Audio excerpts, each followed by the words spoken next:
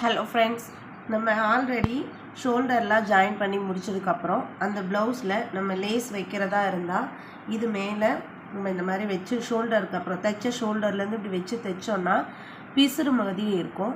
So நம்ம அதை வந்து எப்படி இப்போது ஈஸியாக தைக்கிறது அப்படின்னு பார்க்க போகிறோம்.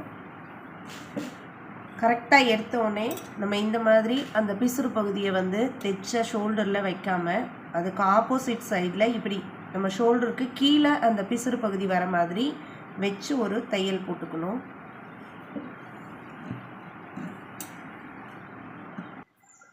இப்போ பாருங்கள், இது வந்து பேக் சைடு. நான் வந்து ஃப்ரண்ட் சைடில் தான் லேஸ் வச்சு அடிக்க போகிறேன். ஆனால் அதுக்கு அப்படியே ஆப்போசிட் பக்கமாக அந்த பிசுறு வந்து கீழ் நோக்கி வர மாதிரி வச்சு தைச்சிக்கலாம்.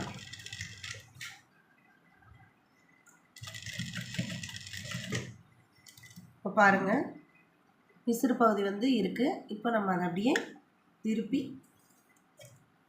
ஃபுல்லாக நெக்கு ஃபுல்லாக ஸ்டிச் பண்ணிக்க போகிறோம்.